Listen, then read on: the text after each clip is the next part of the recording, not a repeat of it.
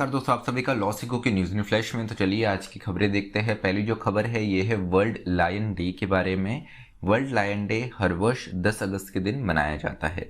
तो यह महत्वपूर्ण है कि इसका उद्देश्य ये है कि लॉयन जो है, जो शेर है, इनका संरक्षण, इनका प्रोटेक्शन हो सके, उसके लिए ये दिवस, उस अवेयरनेस, उस जागरूकता के लिए ये दिवस बनाया जाता है। आपको बता दूं कि international union for conservation of nature IUCN की रेड लिस्ट में लॉयंस को शामिल किया गया है। अगर गुजरात गवर्नमेंट की रिपोर्ट देखें तो उनके अनुसार भारत में 29% इंक्रीज जो है वो लायन का देखने को मिला।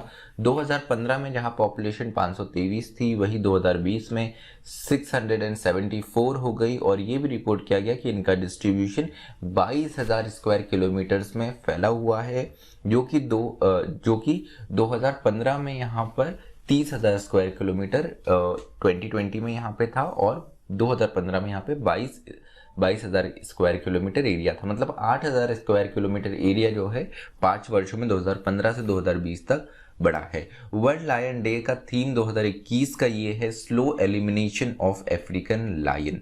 उसी के साथ में महत्वपूर्ण ये है कि इस वर्ष जो मेन टॉपिक था, the phrase will be the main topic of the event held on this year 2021 on world lion day. तो इस वर्ष जो एक इवेंट्स हुए हैं उसका मेन टॉपिक, उसका मेन थीम यह था।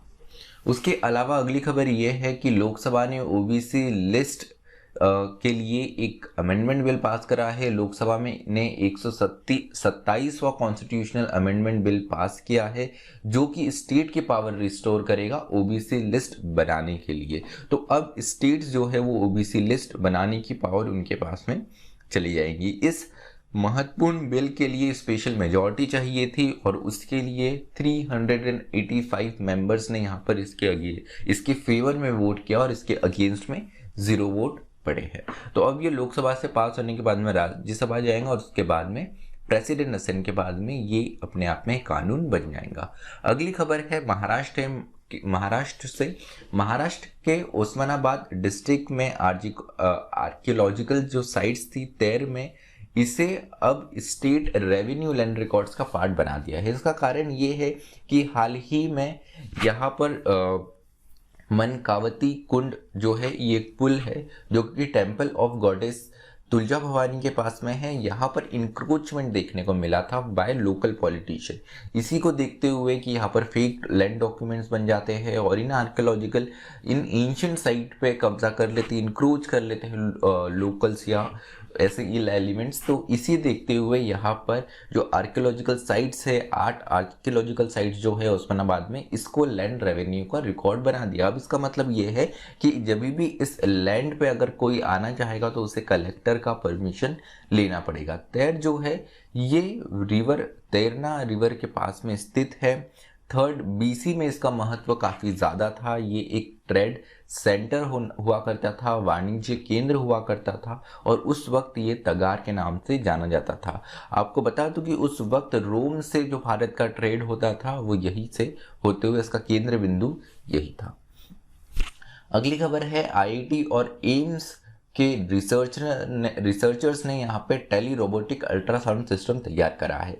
टेली रोबोटिक अल्ट्रासाउंड सिस्टम इतना महत्वपूर्ण इसलिए है क्योंकि 2020 में जब कोविड-19 की पहली वेव आई थी और एक सोशल डिस्टेंसिंग का पालन करना ज़रूरी हो गया था, तो डॉक्टर यहाँ पर डायरेक्ट जाके अल्ट्रासाउंड नहीं कर सकते थे। इसी को देखते हुए अब यह रोबोट के माध्यम से किया जाएगा, जिसको देखते हुए अभी इस कंडीशन में और इसके बाद में भी यहाँ पर बिना डॉक्टर की प्रेजेंस के, बिना डायरेक्ट डॉक्टर की प्रेजेंस के अल्ट्रासाउंड हो पाएगा। तो यहाँ पर एक और मदद ये भी मिलेंगी कि रूरल एरियाज में भी हम ये रोबोटिक आर्म्स जो है वो लगा सकते हैं, क्योंकि इससे मदद ये मिलेंगी कि शहर में बैठ के भी, एक मेट्रोपॉलिटन सिटी में बैठ के भी डॉक्टर या रेडियोलॉजिस्ट यहाँ पर इस जो रोबोटिक आर्म्स हैं इनका उपयोग कर सकते हैं अल्ट्रासाउंड का। तो यहाँ पर ये वाईफाई के माध्यम से चलेगा। तो रिमोट रूरल एरियाज में भी रोबोट के माध्यम से अल्ट्रासाउंड सिस्टम जो है वो चल सकेगा, और ये सुविधा रूरल एरियाज में लोगों को भी मिल सकेंगी।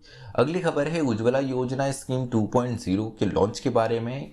यूपी के महोबा में ये लॉन्च किया गया है। इस योजना में जो इस बार महत्वपूर्ण बात है कि जो माइग्रेंट वर्कर है, प्रवासी मजदूर है, उन्हें भी सिलेंडर या गैस सिलेंडर जो है ये आसानी से मिल पाएंगे। इसके लिए इन्हें कोई भी एड्रेस प्रूफ देने की आवश्यकता नहीं है, क्योंकि यही एक बहुत बड़ी समस्या देखने को मिलती थी। यहाँ पर सिर्फ इन्हें एक सेल्फ डिक्लेरेशन देना पड़ेगा इनके रेसिडेंशियल एड्रेस के लिए और इन्हें गैस कनेक्शन मिल जाएगा।